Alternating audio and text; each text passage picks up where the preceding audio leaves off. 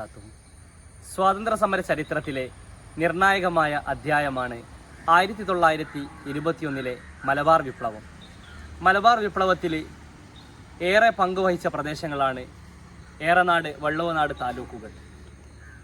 ആ തീക്ഷ്ണമായ പോരാട്ടം മാപ്പിളമാരായ സാധാരണ ജനങ്ങൾക്ക് മേലിൽ ജന്മിത്ത മേധാവിത്വവും ബ്രിട്ടീഷ് ഭരണവും അടിച്ചേൽപ്പിച്ച നെറുകേടിനെതിരെ മാപ്പിളമാരുടെ തീക്ഷ്ണമായ പോരാട്ടങ്ങൾ, അതിൻ്റെ മൂർത്തിഭാവമായിരുന്നു 1921.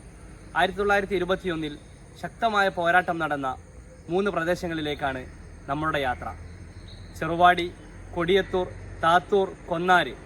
ചെറുവാടിയും കൊടിയത്തൂരും ഒരു പ്രദേശമായി ഗണിക്കുകയാണെങ്കിൽ 3 പ്രദേശങ്ങളിലേക്കാണ് നമ്മുടെ യാത്ര. കേവലം ഒരു പ്രദേശത്തിൻ്റെ മാത്രം സമരമായിരുന്നില്ല 1921. മലബാറിൽ ആകെ വ്യാപിച്ച സമരത്തിന് നേതൃത്വം നൽകിയത് ബഹുമാനപ്പെട്ട ആലി മുസ്ലിയാരും വാര്യൻകുന്നത്ത് കുഞ്ഞഹമ്മദ് ഹാജിയും. അതോടൊപ്പം ചേർത്ത് വായിക്കേണ്ട പേരാണ് കൊന്നാരി മുഹമ്മദ് കോയ തങ്ങൾ. അവരുടെയൊക്കെ ശക്തമായ പോരാട്ടങ്ങളുടെ മൂർത്തിഭാവമായിരുന്നു 1921. ഏറെ മുറിപ്പാടുകൾ സൃഷ്ടിച്ച 1921 വേരുകൾ തേടിയാണ് നമ്മൾ സഞ്ചരിക്കുന്നത്. ഏവർക്കും സ്വാഗതം.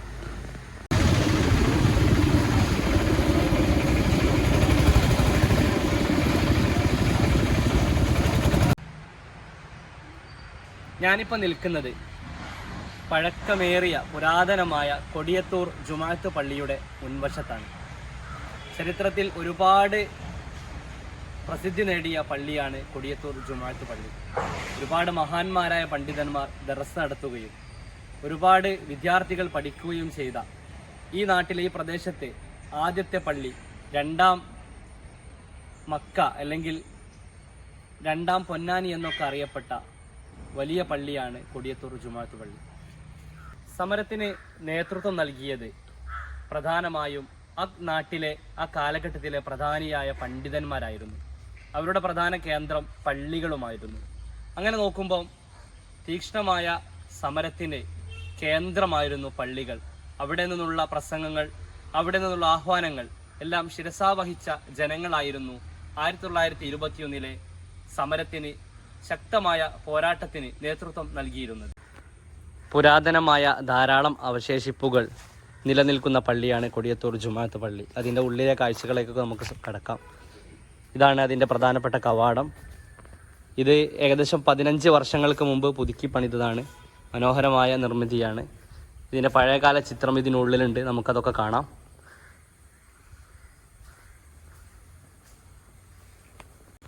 സമസ്തയുടെ വലിയ ആലിമീങ്ങളായിരുന്ന കേരളത്തിലെ അറിയപ്പെട്ട ആലിമീങ്ങളായിരുന്ന ചെറുശ്ശേരി അഹമ്മദ് മുസ്ലിയാർ, യൂസുഫുൽ ഫളുഫരി, അതുപോലെ തന്നെ ഒരുപാട് മഹാന്മാർ, സമസ്ത മുഷാവറയിലെ, ആദ്യ മുഷാവറയിലെ വലിയ പണ്ഡിതനായിരുന്ന മുസ്ലിയാരകത്ത് എം.എ. അബ്ദുൽ അസീസ് മുസ്ലിയാർ ധാരാളം വിദ്യാർത്ഥികളുമായി ദർസ് നടത്തിയ വലിയ പള്ളിയാണ് ഈ പള്ളി, നമ്മൾ കാണുന്ന കൊടിയത്തൂർ വലിയ ജുമാഅത്ത് പള്ളി. ഇതിനുള്ളിൽ വലിയ ലൈബ്രറി ഉണ്ട്. അവിടെ ധാരാളം പഴയകാല പുസ്തകങ്ങളൊക്കെ കിടപ്പുണ്ട്. റെഫർ ചെയ്യാൻ താല്പര്യമുള്ളവർക്ക്, കിതാബുപരമായിട്ട് കാര്യങ്ങൾ അന്വേഷിക്കാവുന്നവർക്ക് ഇവിടെ വന്ന് അതൊക്കെ അന്വേഷിക്കാവുന്നതാണ്. ഇതാ ഇവിടെ ഫ്രെയിം ചെയ്തു വെച്ച ഇതാണ് കൊടിയത്തൂർ വലിയ ജുമാഅത്ത് പള്ളിയുടെ പഴയകാല ചിത്രം. കേരളീയ വാസ്തുവിദ്യയിൽ മനോഹരമായി നിർമ്മിച്ച പള്ളിയായിരുന്നു. പിന്നീട് അത് പുതുക്കി പണിതതാണ്. ഇപ്പോൾ ഇങ്ങനെയാണ് അതിൻ്റെ തിരുശേഷിപ്പുകൾ. 1921 മലബാർ കലാപത്തിൽ കൊടിയത്തൂരിനൊക്കെ വലിയ പങ്കുണ്ട്. ഈ പള്ളിക്കും നല്ല സ്ഥാനമുണ്ട്. അതോടൊപ്പം മുസ്ലിയാരുപ്പാപ്പ എന്ന് പറയുന്ന ഒരു മഹാന് സമരത്തിന് നേതൃത്വം നൽകിയ അവരുടെ മക്ബറയും അവരുടെ ഖബറും ഇവിടെ തന്നെയാണ് മറവിട്ട് കിടക്കുന്നത്.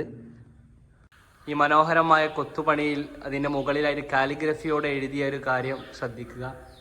ഈ പള്ളി സ്ഥാപിച്ച വർഷം അറബിയിൽ അവിടെ എഴുതി വച്ചിട്ടുണ്ട്.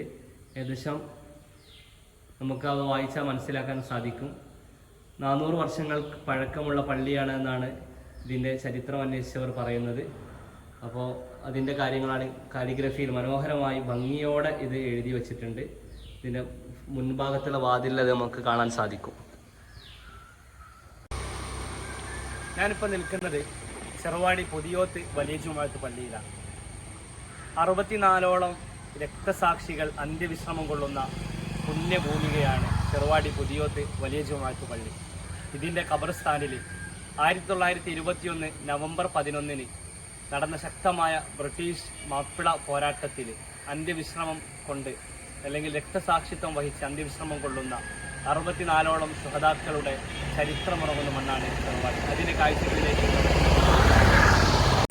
ഇതാണ് ചെറുവാടി ജുമുഅത്ത് പള്ളിയിലേക്ക് കടന്നു പോകുന്ന വഴി. ഇവിടെ പഠിക്കുന്ന വിദ്യാർത്ഥികളാണ് എൻ്റെ മുന്നിലൂടെ നടന്നു പോകുന്നത്. ഇതാ നമ്മൾ ഈ വലത്തെ ഭാഗത്ത് കാണുന്ന ഖബർസ്ഥാനിലാണ് ശുഹദാക്കൾ അന്ത്യവിശ്രമം കൊള്ളുന്നത്.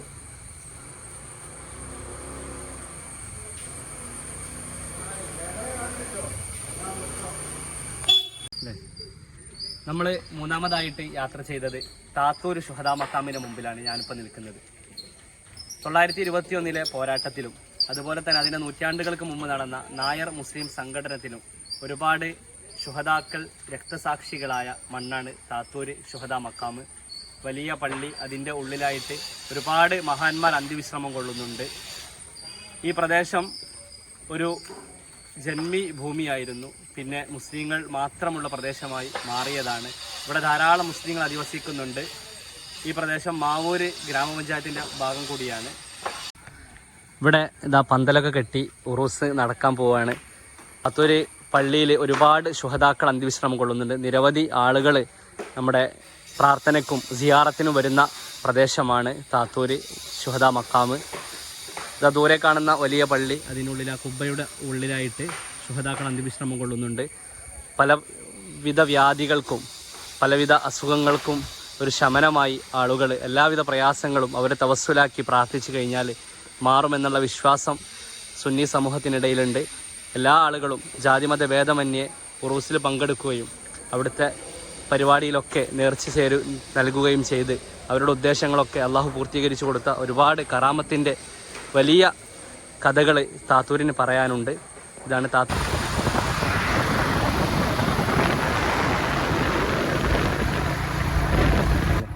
ഞാൻ ഫുൾ എടുത്തോട്ടോ. ആ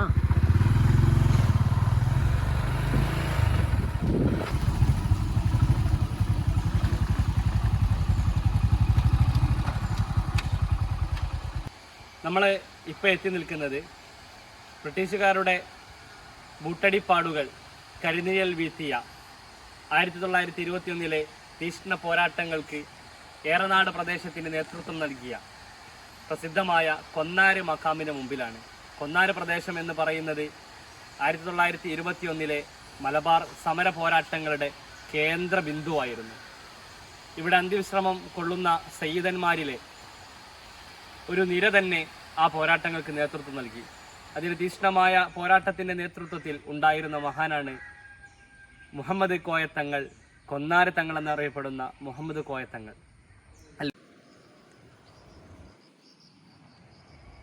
കൊന്നാര് മക്കാമ് സ്ഥിതി ചെയ്യുന്നത് എടവണ്ണപ്പാറയ്ക്ക് അടുത്താണ്. മലപ്പുറം ജില്ലയിലെ എടവണ്ണപ്പാറയ്ക്ക് അടുത്തുള്ള കൊന്നാര് എന്ന സ്ഥലത്താണ് ഇത് സ്ഥിതി ചെയ്യുന്നത്. ഈ പ്രദേശത്ത് റസൂലുള്ളാഹിന്റെ കുടുംബക്കാരാവുന്ന ബുഖാരി സാദാത്യങ്ങൾ ധാരാളം പേരുണ്ട്. നബി പരമ്പരയിലെ ബുഖാരി സാദാത്യങ്ങൾ ധാരാളം ആളുകളുണ്ട്. ബുഖാറയിൽ നിന്ന് അവർ കോഴിക്കോട് കോലോത്ത് നാടാവുന്ന കരുവന്തിരുത്തിയിലേക്കും അവിടെ നിന്ന് ഇങ്ങോട്ടേക്കും വ്യാപിച്ച് പടർന്നു പന്തലിച്ച ശുഹദാക്കൻ ബഹുമാനപ്പെട്ട സയ്യിദന്മാരുടെ പ്രധാന കേന്ദ്രമാണ് കൊന്നാര്. നമ്മൾ ഈ ഭാഗത്ത് നിന്ന് കാണുന്ന ഈ പുഴ ചാലിയാർ പുഴയാണ്. ഇതിന് നേരെ അക്കരെ കോഴിക്കോട് ജില്ലയിലെ മാവൂരാണ്. മാവൂരിലെ താത്തൂര് PHEDയിലെ പവർ ഹൗസ് ആണ് ഈ ബാക്കിൽ കാണുന്ന ഈ സ്ഥലം. പവർ ഹൗസ് എന്ന് പറയുന്നത് വാട്ടർ ഇറിഗേഷന്റെ അതിനെന്താ പറയാ കുറിച്ച് പറയുമ്പോൾ അതിൽ ഏറ്റവും പ്രധാനപ്പെട്ട് നമ്മൾ ചർച്ച ചെയ്യേണ്ടത് മുഹമ്മദ് കോയത്തങ്ങൾ എന്ന ധീരദേശാഭിമാനിയെക്കുറിച്ചാണ്. വള്ളുവനാട് താലൂക്കുകളിൽ സമരം ശക്തിയാർജിച്ച കാലഘട്ടം, അവിടെ വാര്യൻകുന്നത്ത് കുഞ്ഞഹമ്മദാജിയും ആലി മുസ്ലിയാരും പോരാട്ടത്തിന് നേതൃത്വം നൽകുമ്പോൾ ഏറനാട് പ്രദേശത്ത് തീഷ്ണമായ പോരാട്ടങ്ങൾക്ക് നേതൃത്വം നൽകുകയും അവിടെ ജനങ്ങളെ സജ്ജരാക്കി ബ്രിട്ടീഷുകാർക്കെതിരെ അണിനിരത്തുകയും ചെയ്ത പ്രധാനപ്പെട്ട സ്വാതന്ത്ര്യ സമര സേനാനിയാണ് മുഹമ്മദ് കോയത്തങ്ങൾ കൊന്നാര്. ബുഖാറയിലെ സാദാത്യങ്ങളിൽ വെച്ച് നബി സല്ലല്ലാഹു അലൈഹി വസല്ലമയുടെ കുടുംബത്തിൽ ജനിച്ച വലിയ മതപണ്ഡിതനും സൂഫി വര്യനും ഖാദിരിയ ത്വരീഖത്തിന്റെ ഷെയ്ഖുമായിരുന്നു ബഹുമാനപ്പെട്ടവർ. ശക്തമായ പോരാട്ടങ്ങൾ നടത്തി ചെറുവാടി, താത്തൂര്, അതുപോലെ തന്നെ ചെറുവായൂർ അംശത്തിലെ ഈ പ്രദേശങ്ങളെല്ലാം അദ്ദേഹത്തിന്റെ കീഴിൽ, അദ്ദേഹത്തിന്റെ നേതൃത്വത്തിൽ മാപ്പിളമാര് ഒരുമിച്ചിരിക്കുകയും എല്ലാ പ്രദേശങ്ങളിലും ശക്തമായ ഏറ്റുമുട്ടലുകൾക്കും നേതൃത്വം നൽകി. അവസാനം പിടികിട്ടാ പുള്ളി എന്ന് ബ്രിട്ടീഷുകാർ പ്രഖ്യാപിക്കുകയും അദ്ദേഹം ആ പോരാട്ടങ്ങൾക്കൊടുവിൽ അദ്ദേഹം നാട് കടന്ന് കണ്ണൂരിലെ കൂത്തുപറമ്പിൽ വെച്ചാണ് പിന്നെ അദ്ദേഹത്തെ സമരക്കാർ അഥവാ ബ്രിട്ടീഷുകാർ പിടികൂടുന്നത്. അങ്ങനെ പിടികൂടി ബഹുമാനപ്പെട്ട സയ്യിദ് മുഹമ്മദ് കോയ തങ്ങളെ അവർ വെല്ലൂർ ജയിലിലേക്ക് അയക്കുകയും അവിടെ വെച്ച് അദ്ദേഹത്തെ തൂക്കിലേറ്റാൻ വിധിക്കുകയുമാണ് ചെയ്തത്. പിന്നെ തൂക്കിലേറ്റിയിട്ടുണ്ടോ തൂക്കിലേറ്റിയിട്ടില്ലേ എന്ന റെക്കോർഡുകളൊന്നും ബ്രിട്ടീഷുകാരുടെ രേഖയിൽ കാണാത്തതിനാൽ നമുക്ക് അദ്ദേഹം എങ്ങനെയാണ് കൊല്ലപ്പെട്ടത്, എങ്ങനെയാണ് മരിച്ചത് എന്നതിനെക്കുറിച്ചുള്ള വ്യക്തമായ ചരിത്രം പറയാനില്ല. കൊന്നാരി മഖാമിൽ നമ്മൾ വന്നാൽ പ്രത്യേകം ശ്രദ്ധിക്കേണ്ട ഒരു ഏരിയയാണ് ഇത്. 1921 ഒക്ടോബർ 11 ബ്രിട്ടീഷ് പട്ടാളം കൊന്നാര പള്ളി ആക്രമിച്ചതിന്റെ ചരിത്ര സാക്ഷ്യമായിട്ട് ഇന്നും നിലകൊള്ളുന്ന ഒരു ബുള്ളറ്റ് ഈ വാതിലിന്റെ ഒത്ത താഴെയായിട്ട് നമുക്ക് കാണാൻ സാധിക്കും. അതിന്റെ ബുള്ളറ്റിന്റെ ആ ഒരു പീസ് ഇപ്പോഴും അതിന്റെ ഉള്ളിൽ തന്നെ തറച്ചു നിൽക്കുന്ന കാഴ്ചയാണ് ഈ കാണുന്നത്.